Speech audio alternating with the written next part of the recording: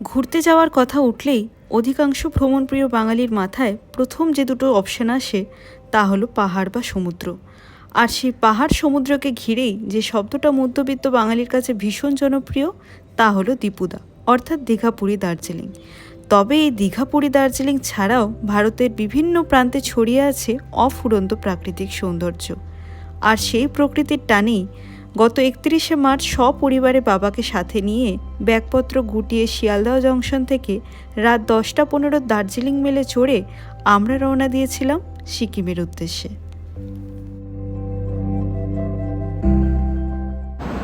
শুভ সকাল সকলকে। আজ 1 এপ্রিল মঙ্গলবার। আমরা এই মুহূর্তে রয়েছি নিউ জলপাইগুড়ি জাংশনে। আজকে প্রায় সময়ের থেকে আধ ঘন্টা আগেই পৌঁছে গেছি। যাই হোক, আর কিছুক্ষণের মধ্যেই আমরা রওনাও দিয়ে দেবো। এখান থেকে আমাদের গাড়ি বুক করাই রয়েছে আগে থেকে। আর আজকে এখান থেকে আমাদের গন্তব্য ওয়েস্ট সিকিমের খুব সুন্দর একটা ছোট্ট শহর পেলিং।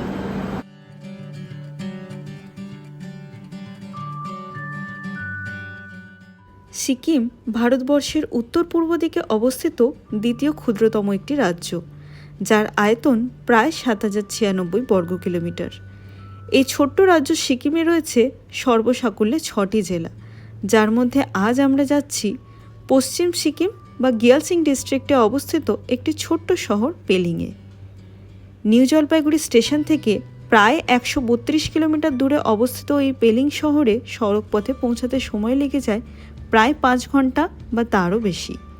প্রকৃতিপ্রেমী মানুষদের জন্য বলা যেতেই পারে সিকিম একটি স্বর্গরাজ্য, যেখানে খুব কম সময় এবং কম খরচে ঘুরে দেখে নেওয়া যেতে পারে স্কাইওয়াক, মনেস্ট্রি, অরেঞ্জ গার্ডেন, পাহাড়ি ঝর্ণা, লেক, বরফে ঢাকা জিগজ্যাগ রোড, আরও কত কী। সকাল 9টা নাগাদ স্টেশন থেকে বেরিয়ে গাড়ি করে প্রায় 40 মিনিট পথ চলা সম্পন্ন করে সেবকের কাছে নিলাম আমরা প্রথম হল্ট। উদ্দেশ্য ছিল পাহাড়ে ওঠার আগে একটু পেটটা ভরানো, যাতে পাহাড়ি রাস্তায় চলতে গিয়ে সমস্যায় না পড়তে হয়। তিস্তা নদীর পাশে অবস্থিত এই রেস্টুরেন্টের নাম আমার ঠিক মনে নেই ঠিকই, তবে জায়গাটা ছিল খুবই পরিষ্কার পরিচ্ছন্ন, ছিল ওয়াশরুমের সুব্যবস্থা, আর জানলা দিয়ে উঁকি মারলেই দারুণ সুন্দর একটি ভিউ। ব্রেকফাস্টের জন্য এখানে আমরা অর্ডার করেছিলাম ডিম টোস্ট, ডিম ম্যাগি, 1 প্লেট ছোলা ভাটোরা, আলু পরোটা আর সবার জন্য 1 কাপ করে চা।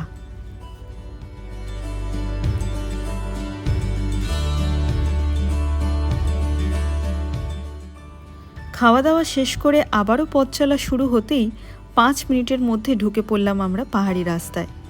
পাহাড়ের সেই আঁকা বাঁকা পথ আর এক পাশে বয়ে চলা তিস্তা নদী এই যাত্রাপথের সৌন্দর্য যেন অনেক গুণ বৃদ্ধি করেছিল। বলাই বাহুল্য, পাহাড়ি পথের এই প্রাকৃতিক সৌন্দর্য যাত্রাপথের সমস্ত ক্লান্তিকে যেন শরীর থেকে ধুয়ে মুছে সাফ করে দিয়েছিল। একজন প্রকৃতি প্রেমিক হিসাবে তো বটেই, একজন ট্যুরিস্ট হিসাবেও বারবার মন চাইছিল গাড়ি থেকে নেমে দুদণ্ড ওই সবুজে ঘেরা পাহাড়ি পথের সৌন্দর্যকে দুচোখ ভরে দেখতে এবং ক্যামেরাবন্দি করতে।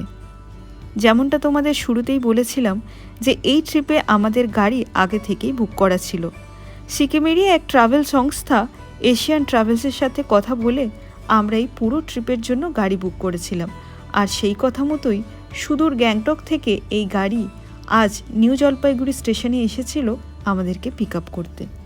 এখানকারই বাসিন্দা হওয়ার কারণে আমাদের ড্রাইভার দাদার কাছে এই পাহাড়ি পথ সবটাই ছিল নখদর্পণে, তাই তার কথা মতোই প্রায় 2 ঘন্টা পথ পাড়ি দিয়ে আমরা মাটিগাড়ার কাছে নিলাম একটা ছোট্ট ব্রেক।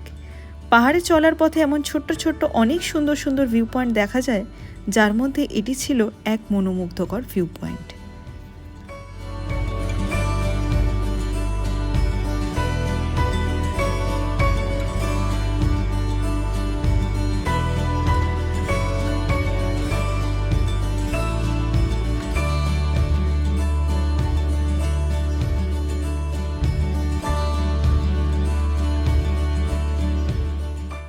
বেশ কিছুটা সময় এখানে কাটিয়ে আবারও রওনা দিলাম গন্তব্যের উদ্দেশ্যে।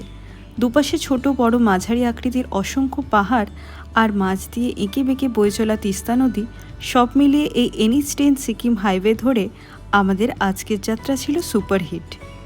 প্রায় 1 ঘন্টা একটানা পথ চলার পর আমরা নিলাম আবারও একটা ছোট্ট হল্ট তিস্তা ব্রিজের উপরে। উদ্দেশ্য ছিল সুন্দর সুন্দর কিছু ফটো আর ভিডিও ক্যামেরা বন্দি করা।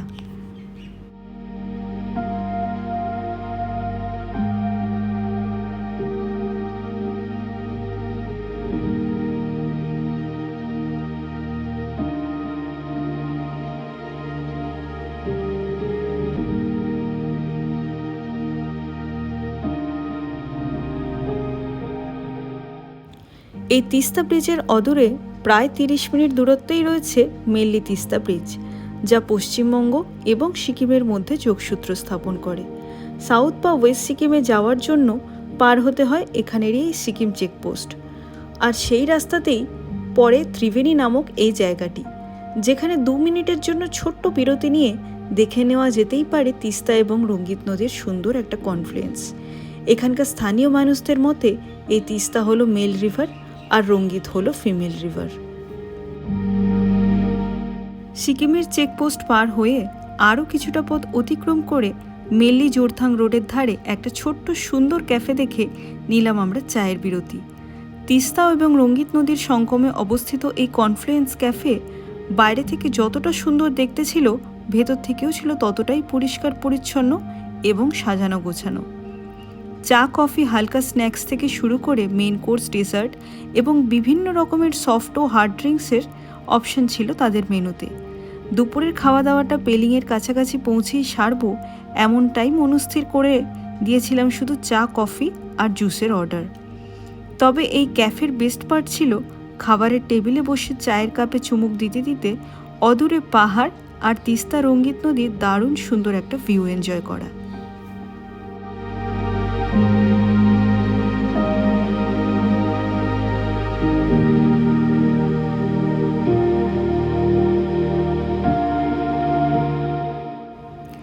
মার্চ মাসে কলকাতার পচা গরম থেকে বেরিয়ে প্রায় দিন 5 পাহাড়ে এসে হালকা শীতের আমেজ নেব, এমন ধারণাটাই প্রাথমিকভাবে মাথায় রেখে বেশ কিছু শীতের পোশাক নিয়ে বাড়ি থেকে বেরিয়েছিলাম এই ট্রিপের উদ্দেশ্যে। কিন্তু বসন্তকালে পাহাড়ের আনাচে কানাচে শুকনো পাতায় আগুন ধরে চারিদিকে যে ধোঁয়াশার সৃষ্টি হয়েছিল, তাতে এই পাহাড়ে অঞ্চলেও দিনের বেলায় গরমের প্রভাব ছিল বেশ অনেকটাই বেশি। আর সেই পাহাড়ি পথ ধরেই প্রায় 4 ঘন্টা জার্নি করে সরেংয়ের কাছে একটা ছোট্ট হোটেল দেখে আমরা দাঁড়িয়ে পড়লাম দুপুরের খাওয়া দাওয়াটা সেরে ফেলবো বলে। ভাত, রুটি 2 ধরনের অপশান থাকলেও আমরা লাঞ্চে নিয়েছিলাম 3টে ভেজ থালি আর সবার জন্য একটা করে ডিমের অমলেট। পাহাড়ের কোলে এই ছোট্ট ফুড জয়েন্টে খাবারের স্বাদ বিশেষ আহামরি ছিল না ঠিকই, তবে খিদে পেটে গরম গরম ডাল ভাত, পাঁপড় ভাজা আর ডিম ভাজা খুব একটা মন্দও ছিল না। খাওয়া দাওয়া শেষে সরেং থেকে যখন আমরা রওনা দিলাম, ঘড়িতে বাজে তখন প্রায় বেলা 4টে। গন্তব্যে পৌঁছাতে আর মাত্র ঘন্টা দেড়েকের অপেক্ষা।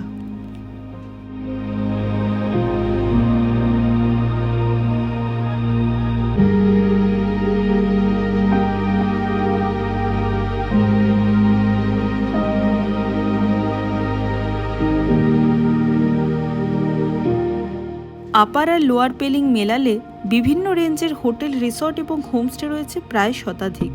তবুও ভালো কাঞ্চনজঙ্ঘা ভিউ পেতে গেলে আপার পেলিংয়েই হোটেল বা হোমস্টে নেওয়াটা বেস্ট। সেই রকমই একটা হোটেল আপার পেলিংয়ে আমরা বুক করেছিলাম এক অনলাইন ট্রাভেল অ্যাপ থেকে, যার নাম ছিল হোটেল গোল্ডেন রিট্রিট। খাড়ায় সিঁড়ি দিয়ে ওঠানামার ব্যাপারটাকে বাদ দিলে হোটেলটা ছিল বেশ সুন্দর। আমরা বুক করেছিলাম 2টো প্রিমিয়াম ক্যাটাগরির রুম, যার পার ডে পার নাইট ভাড়া ছিল প্রায় 3000 টাকা ইনক্লুডিং ব্রেকফাস্ট। তবে একটু দাম বেশি হলেও রুমের মান ছিল কিন্তু বেশ ভালো। রুমে ছিল একটা কিং সাইজের বেড, দুপাশে 2টো সাইড টেবিল উইথ ড্রয়ার, বাথরুমও ছিল বেশ বড়সড়, পরিষ্কার পরিচ্ছন্ন, 24 ঘন্টায় গরম জলের সুব্যবস্থা। সাথে ছিল একটা বড় কাবার্ড, সোফা, টি টেবিল, চা করার সস সরঞ্জাম, টিভি, ওয়াল মিরার, আর বেস্ট পার্ট ছিল রুমের সাথে অ্যাটাচ করা সুন্দর একটা ব্যালকনি, যেখান থেকে দেখতে পাওয়া যেত পেলিং শহর এবং কাঞ্চনজঙ্ঘার একটা দারুণ সুন্দর ভিউ।